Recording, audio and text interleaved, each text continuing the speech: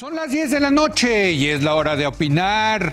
Hoy continuamos con nuestra cobertura de los programas que grabamos en la Feria Internacional del Libro en Guadalajara. Esta noche le voy a presentar una entrevista que tuve con Juan Ramón de la Fuente, exrector de la UNAM, que está presentando el libro El reconocimiento de las diferencias, un libro que aborda el importantísimo tema de la convivencia en condiciones de igualdad. Después voy a platicar con nuestro amigo Jorge F. Hernández, quien está presentando la reedición de su novela La Emperatriz de Lavapiés, que a 25 años de su publicación presenta ahora un capítulo inédito. Así que quédese aquí en Foro TV, que ya comenzó la hora de opinar.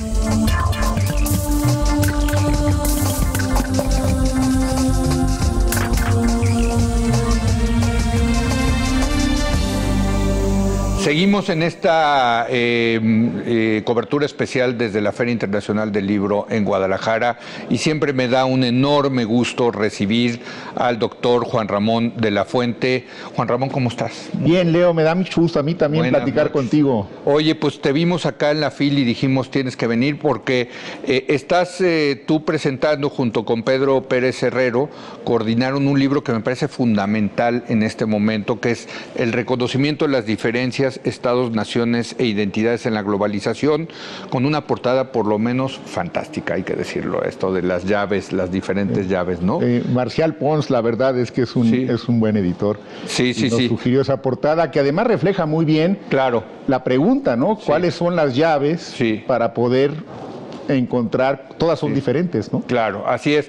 Oye, pues vaya tema, ¿no? O sea, ahora sí que le pegaron al tema, Juan Ramón, ¿no? Este es el tema, yo diría, ¿no? O uno de los. Uno de los, yo creo que sí, la verdad, Leo, esto es el resultado de un ejercicio, de un seminario que venimos realizando conjuntamente con la Universidad de Alcalá, en Madrid, desde hace algún tiempo, el Instituto Aspen, un grupo multidisciplinario de académicas y académicos que nos formulamos algunas preguntas que son fundamentales para tratar de entender una parte importante de los problemas que nos agobian y que es básicamente cómo podemos convivir en la diversidad, en la pluralidad, en libertad, ¿no?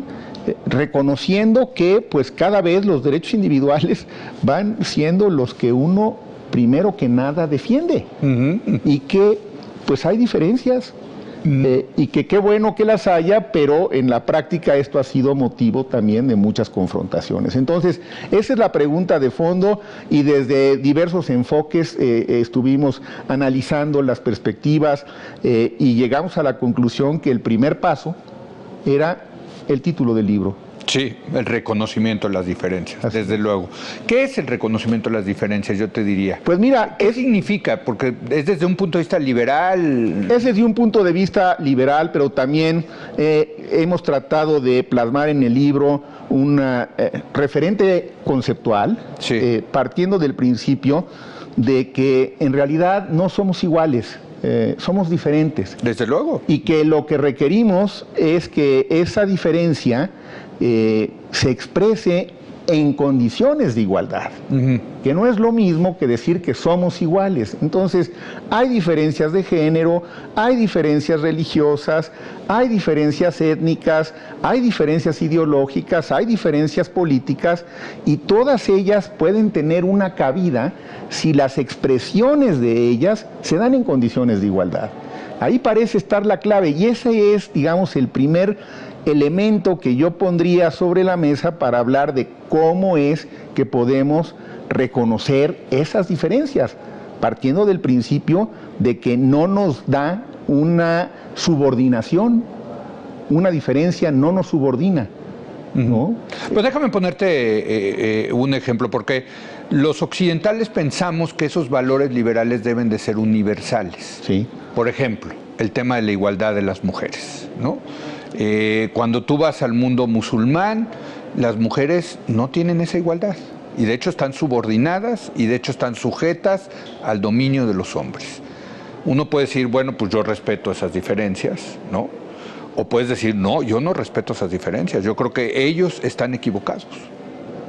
Así es, Bueno, la parte cultural es que has puesto pues rápidamente el dedo en la llaga. Si fuera tan sencillo, no tendríamos ni siquiera necesidad de escribir estos libros.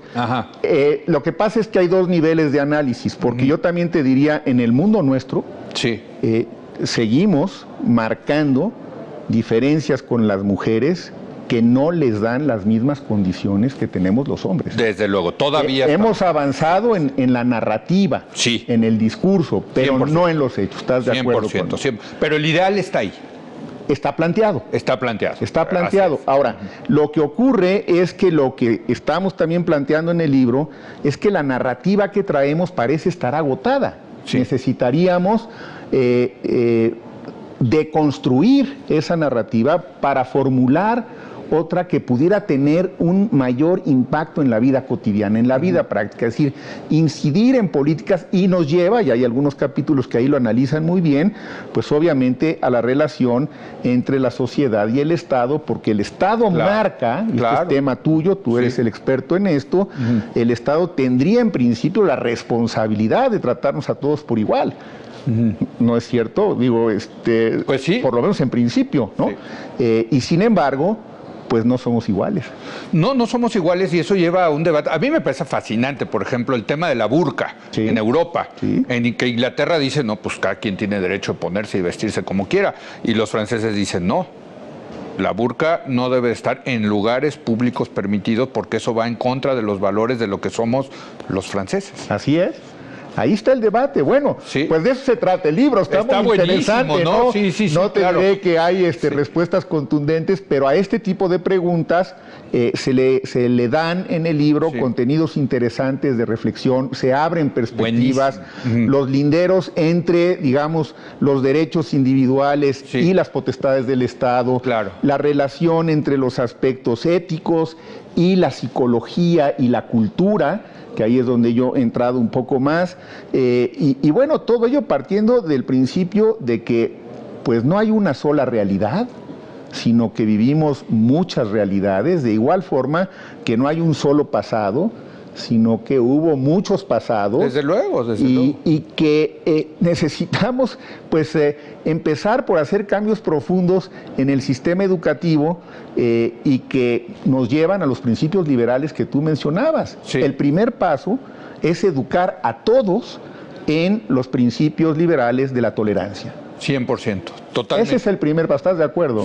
¿No? Sí. Y eso se puede dar en la sociedad occidental, en las sociedades atlánticas que han tenido una regresión. Es decir, también aquí hacemos una crítica dura a estas democracias occidentales, capitalistas, hiperliberales, que nos habían construido una narrativa que nos decía, ya este es el camino, ya tenemos la ecuación perfecta, la ciencia y la tecnología de la mano de los mercados van a darnos el estado de bienes. Pues no es cierto, se desdeñaron las humanidades, se hicieron a un lado las ciencias sociales. La cultura. La cultura pasó a un segundo término, y entonces se generaron las condiciones para que vinieran estas regresiones. En las dos democracias del Atlántico, digamos, más representativas del mundo liberal, que fue el Reino Unido y los Estados Unidos. Totalmente. Fíjate que el otro día me encontré por acá a Fernando Sabater, estuve platicando un buen rato con él sobre el tema de Cataluña, y él trae la idea de que el fondo del asunto fue la educación.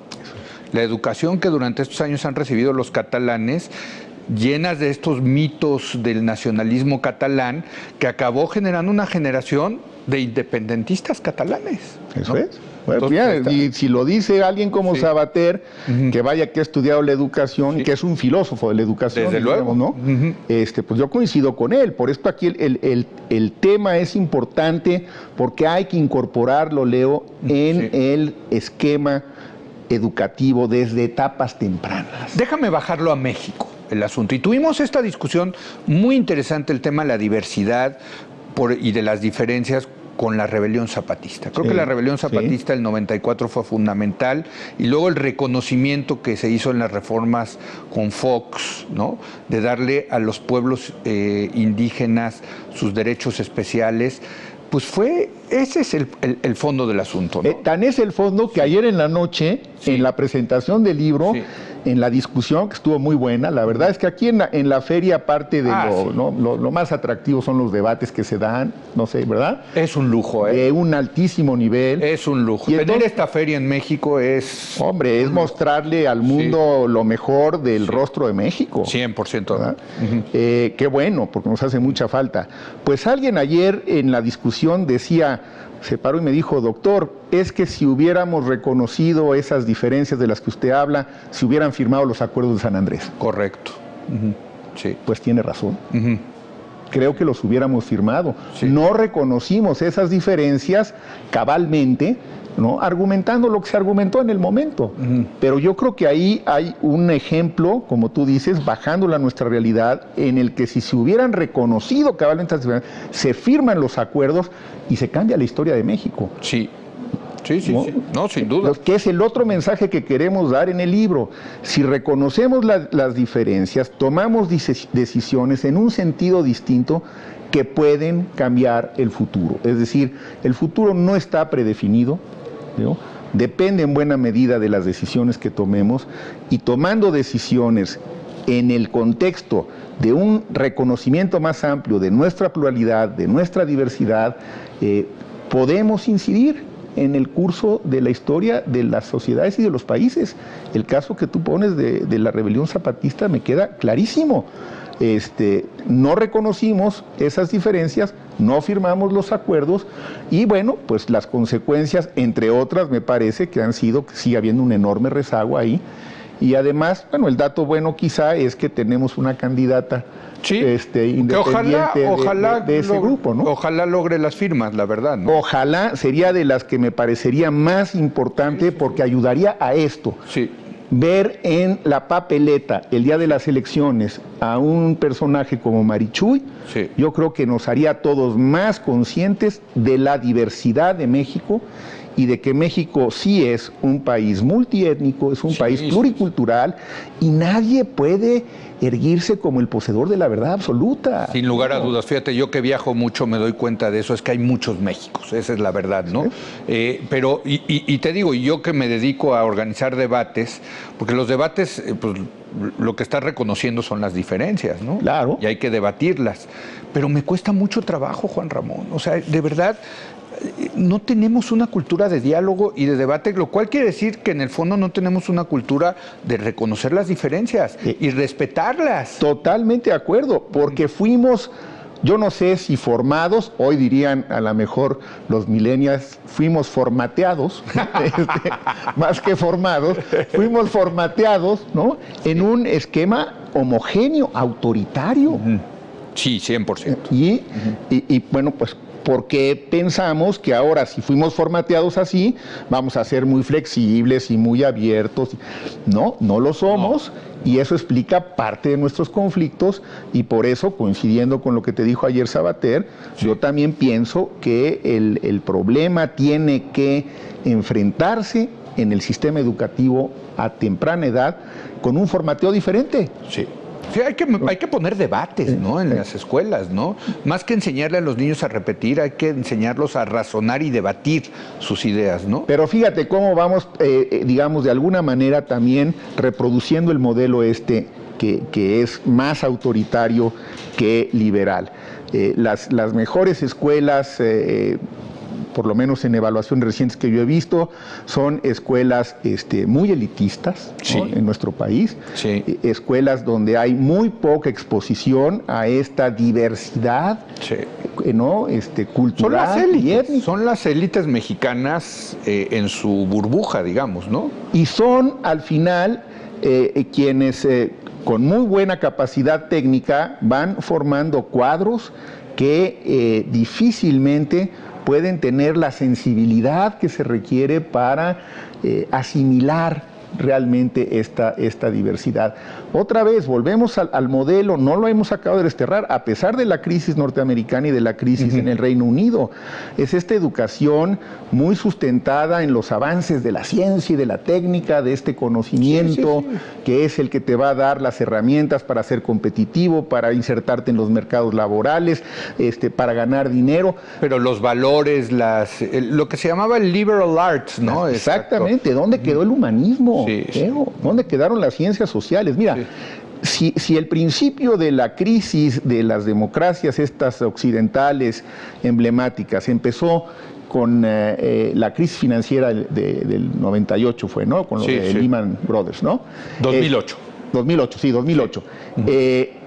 Esas decisiones, las decisiones que tomaron los banqueros en Wall Street, son gente con una preparación óptima. Todos ellos eran Ivy Leaguers. Todos ellos estaban graduados de las mejores universidades norteamericanas y eran muy competentes en su campo. ¿Y dónde quedó el humanismo? ¿Y dónde quedó la ética? ¿Y dónde quedó la posibilidad de reflexionar que esas decisiones iban a dejar en 2 semanas a millones de familias griegas en la calle, por ejemplo? Pues es por el tema de la codicia, la ambición, ahora sí que este capitalismo casi salvaje, te diría, ¿no? Pues quítale el casi, ¿no? Oye, Juan Ramón, ¿qué sigue después de un libro como estos? A ver, cuéntanos, porque este libro tiene que tener consecuencias, me parece, ¿no? Mira, una de ellas ya la está teniendo, Leo, el hecho que me des la oportunidad de platicarlo aquí en tu programa, que lo difundamos, que seamos conscientes de que tenemos que aprender a vivir en esa diversidad que mucho nos puede enriquecer. Sin duda. Oye, para lo que viene, importantísimo. Bueno, imagínate 2018, tú, ¿no? Vamos a ver, ¿no? A mí me gustaría ver que alguna o alguno de los candidatos, ya una vez que estén debidamente registrados, aborde un poco estos temas. Sí, ¿no? claro. Porque hasta ahora no los tocan, están en otra dinámica, están viendo a ver cómo se posicionan, a ver si juntan firmas unos y luego, bueno, pues tratando de asimilar los mecanismos de selección recientes que hemos visto en otros casos, pero tendrá que llegar el momento de los debates. Yo esperaría que estos pudieran tocar estos temas. Son los de mayor importancia. A ver, México es un país profundamente desigual. Sí. Profundamente desigual, y esa desigualdad no se va a resolver ni con retórica, porque eso no se va a resolver, ni tampoco si seguimos el modelo que traemos hasta ahora, porque pues por más que los informes presidenciales nos quieran mostrar un país con ciertas características, yo cuando llegamos a esos temas lo veo y lo percibo de una manera distinta. Yo creo que hay una gran desigualdad, sigue habiendo una gran diversidad, seguimos siendo muy segresionistas, ¿no? Desde con las mujeres, con los indios, a los que tenemos totalmente abandonados, a lo mejor en parte porque no firmamos esos acuerdos de San Andrés, en una época en la que yo estuve cerca del problema, y bueno, pues hay que ir reconstruyendo todo. Y los homosexuales, o sea, es que hoy las diferencias también son más claras, ¿no? En la sociedad. Leo, hay muchas identidades que se llaman híbridas. Claro, sí, eso es fascinante. Tocado el tema de la sexualidad. Sí. A ver, nosotros fuimos educados en una idea de que había 2 sexos. A ver, vamos a una pausa. Sí. Ya le voy a quitar otro segmento más al doctor de la Fuente, porque está buenísima esta charla con el doctor de la Fuente. Regresamos en un momento más.